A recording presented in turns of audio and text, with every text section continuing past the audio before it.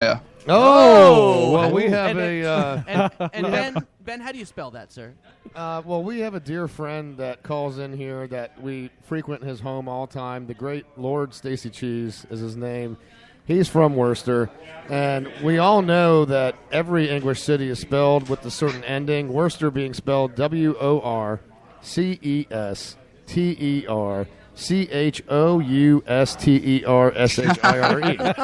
Oh, that's impressive. Yeah. We stick a couple of shires on the end, yeah. Well, in England, the Worcestershire is always silent. We know that. Just like Wales is WALES, but then you have the Worcestershire after that. It's just in American culture, we are not taught this, but you guys are clearly aware of this. It's secret code, yeah. Well, it's just like Liverpool Worcestershire, but we just call it Liverpool. Just Liverpool, yeah. Yeah. That's our American ignorance, and we do apologize. No, that's no problem at all. Well, no man, problem at all. We're definitely stoked to hear from you because I am a big fan of your show, and you're a chef too, so you always get extra cool points in my book. Yeah. But under the podcast hut, we have Midweek Wrestle Chat. Check that out. Carnage. And don't forget, #PodTsunami. We're going to get everybody's show, and we're going to make a massive push to get everybody's show out there. Even though you guys have been really good on iTunes, somebody has pushed you guys for the Carnage Pod up to number 2 in the world. That's just mind-blowing. So get on our iTunes. Give us some love. So it's been pretty crazy, the whole thing. The Carnage podcast is only 2 weeks old. We've done 2 shows, and we've kind of like flew up the charts. It's just been absolutely mental. So the Midweek Wrestle Chat's brilliant. We've been doing that for over a year now, the Wrestle Show. But that's great. But this Carnage show is just taken over. So, yeah, get involved with it all. So as you can see, we do have the legend Frankie Reyes right in front of the camera on Absolute ledge, yeah. Periscope. So, but we're going to have to let you go. We're going to kind of keep on with getting John in this No segment. problem. Aaron, thank you so much for Thanks calling for having me. And check out the show 9 o'clock on an hour time on Tuesdays, and then the Midweek Wrestle Chat 10 o'clock on Wednesday nights. Minus 5 hours, and that's the time you need to listen to that show. Brilliant. Thank you, Aaron. Appreciate it. Cheers, guys. Thanks for having me. Cheers. Wait. Yeah, Aaron, keep sharing the love, brother. You're doing a fantastic job. Cheers, buddy. Cheers, John. Be safe. Have a good week there, all right? Thanks, mate. See you, Aaron. Cheers, guys. Ta-da. All right, well, guys, we're up against the break here, but before we do go to break, the great David Flores brought us another beer. And I'm trying this, and I don't know about you guys, but this is pretty tasty. It is tasty. It's very good. Can someone flag the great David Flores over here? Hold on just a second.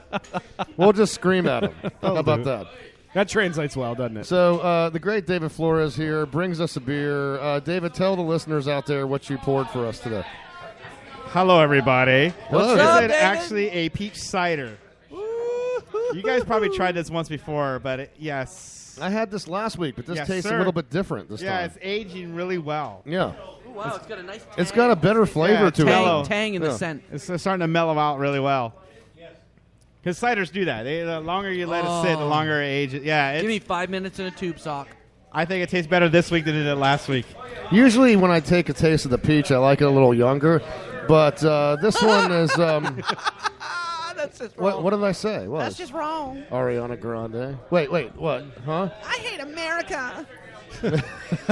But I'll lick a donut. Oh. Ben, last time you brought up that name, I was a horrible husband for some reason. Yes, so and let's get off that one. That was all you. I think it is time to go to commercial break. I like that you guys like my peaches. We do. Both I of like them. the taste of your peach, David. Both of them. Yes. All right, well, all you Craniacs, before it gets any gayer here, we're going to jump to a quick commercial break. And it can. When we get back, a lot of different stories to get into. We like our animal stories. We've got a few of those, some crazy animal stuff going on. A dude we'll talk about that finds $4,500 in a box, a chicken box from Bojangles in a drive-thru. You don't want to miss that. And Lou Bob will be chiming in with another great moment in redneck history. We'll be right back after this. Were you injured in a car accident? Don't you worry. Don't call 911. Don't call a lawyer. At 1555-GARY-WHO, we see no need to involve the law. How you doing? I'm the one and only Paulie P. As soon as you get in a wreck, you call me on my cell, and I'll personally dispatch two, shall we say, gentlemen to the scene to give the other party involved an offer they can't refuse. Whether it's a new car, money, it don't matter. We guarantee to get you just what you deserve. At 155 Gary Who, you forget about it. We work for you to get you what you deserve. At 155 Gary Who, the client is subject to terms and conditions stated on the website and must share the names of immediate family members before service is rendered.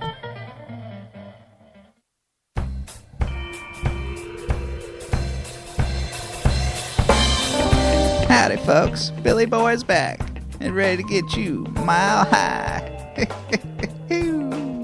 Thanks for voting, all you Greenleafs, and opening the door for Amendment 64. I am excited to announce to you the grand opening of my top-shelf marijuana boutique and emporium, Commander and Leaf. At Commander and Leaf, we only procure from the choicest fields and botanical masters. From sour diesel to Maui Wowie and candies to space cakes, we have it all. All our confections are created right on site, so come seal the deal and enjoy some Billy Delights. And don't forget to check out my other products, Billy Bags and Bill Doughs, for all my discriminating constituents. I am Bill Clinton, and I approve of these party supplies and fuck toys.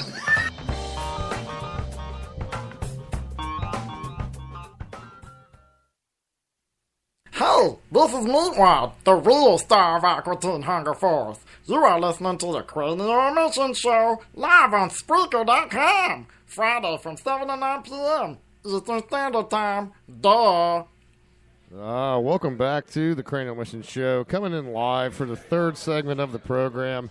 A really nice crowd that we have here before us here at ESB Brewing, where we are broadcasting tonight. Ben Charles, Miguel Hito, the C-Squared, Caleb Crispy on the rotation, welcoming in the great John Wilson, who's been hanging out. ESB 333 North Falkenberg Road, Sweet D. Ooh, Sweet D. 407. We've got about 10, 11 different beers to choose from behind the bar. Come on up here, join the crowd, and have the lovely Nicole behind the bar pour you a pint of one of ESB's finest.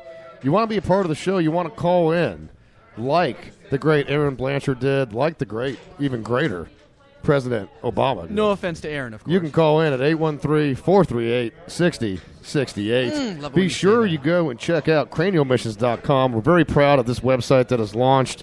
But we're going to start this segment.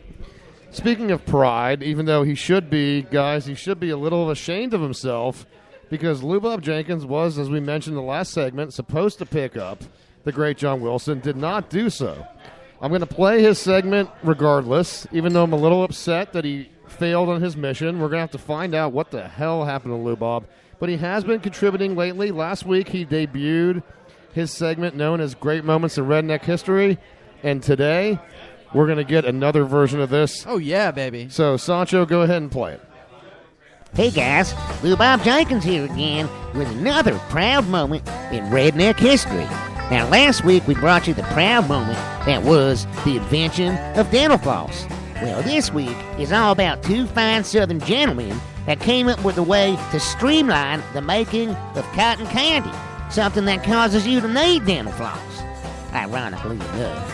Now, see, the South's contribution to this was that cotton candy had actually been around since the 18th century, but back then it took a whole lot of work to make. Now, I don't know about y'all, but the whole point to me about junk food is that it should be eaten by lazy people.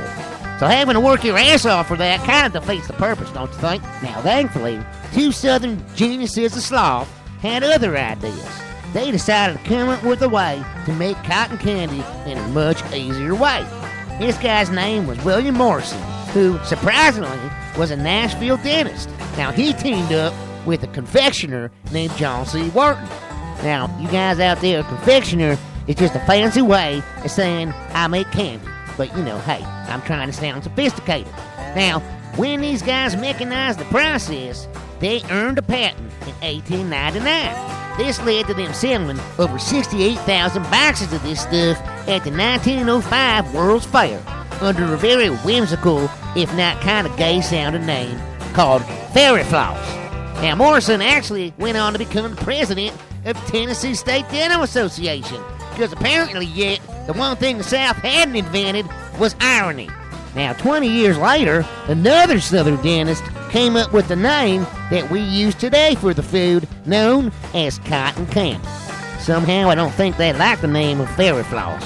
Anyway, this is another proud moment in redneck history, brought to you by old Lou Bob Jenkins here. Until next week on Cranial Mission Show, Lou Bob Jenkins, out. That was another proud moment Great in segment. redneck history. Love it. From Lou Bob Jenkins. And now we are also joined, I mentioned Ben Charles, Miguel Hito, the C-Squared. We're also rejoined by the Reverend Joey T. I'm sorry, man. I was chasing a rabbit. Well, that's not the first time. You guys know I do. It's been a while. I haven't eaten. I've been just capturing my food lately. So yeah, I didn't catch it. I'm losing it. I've been in the city for like 3 days now. I'm losing. Well, there's a lot of stray cats you could catch over here. I don't eat cat, man. That's No? no. They're a different spirit. You don't eat pussy? Well, that's a whole total different situation. No. Cats. I mean, pussy cats. Actually, no, not pussy cats. It's funny no. that you say that.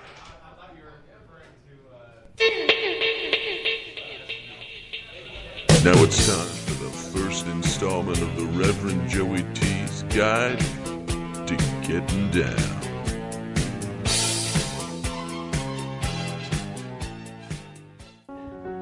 You know, I remember the first time, and I believe that everybody can actually feel this way about it. Anybody that's ever been with somebody that for the first time, anybody, especially young, not so much older, but it extends to us older people. The first time you ever put your hand between a woman's legs, not always down to the prize, not to the vagina, but just on her knees, you will know within 2 seconds whether she spreads her legs or closes them very quickly, whether you have a chance to have sex with this lady. And I think this has been a common knowledge for almost 4,000 years. I think the Egyptians knew about it. I think the Greeks knew about it. And there's no doubt about it in my mind. When you go close to a woman's vagina and she denies you by closing her legs, just deal with it. As the French would say, that's a no. When your hand goes close and those legs spread apart, that's a welcoming invitation. That's like a welcome mat around the world, man. That's like a universal welcome mat. Wow. Some advice from the Reverend Joey T. I mean, I stand by it. I really do, but I don't stand by. I must have been drinking last week. Huh? That's some good advice. No, that's very Wow. good advice. There was a lot It's of the drinking. truth, man. I mean, you know instantaneously whether. There was a lot of drinking last week for sure. The great David Flores, sorry to interrupt, but the great David Flores bringing us yet another beer. And Joey, if you could be so kind as to hand David, could you hand David the mic so he could tell us, David, what beer are we drinking now? Here We are at ESB. drinking the Funky Brown Medina. It is a chocolate style IPA. The Funky Brown Medina. That's good. That is funky, and it's brown, baby. It is definitely funky, and it is definitely brown. What did you put in there?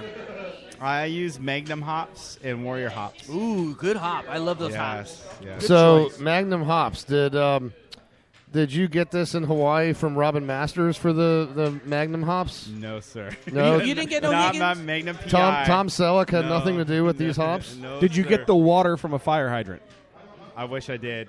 But I did see a dog behind it. Wow. Again, the great David Flores comes in here with his home brews and enlightens our palates and further pollutes our livers as we try to do a show Exactly. and be less and less drunk. Well, guys, I mentioned that we've got a number of animal stories to get into and some other crazy shit. Running a little bit late, but we're going to go with it. This is going to be probably another longer show. But, hey, I know Ukrainians like that. We get more and more fans internationally, and for that, we love you.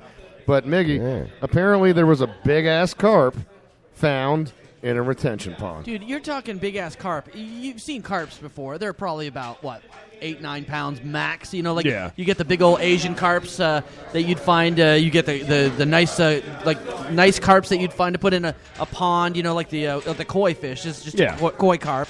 Right. So this one here, an animal control officer in Olathe, Kansas, recently hauled in a 60-pound. And for you, well, those of you who don't use the our poundage and stupid scale over here, 27 kilograms Okay, and it was laying in a drainage ditch, a retention pond, drainage ditch, whatever. So they called the cops, and this lady came out and fetched it. And this thing is huge. Oh, but how did the lady come out and fetch? You said it was a 60-something pound carp. Yeah, she put it on a cart. She wrapped a trash bag. No, but around how it. did she fish it out of the retention pond? No, it was actually a drainage ditch. I apologize. Yeah, no, she. It was laying like there flopping.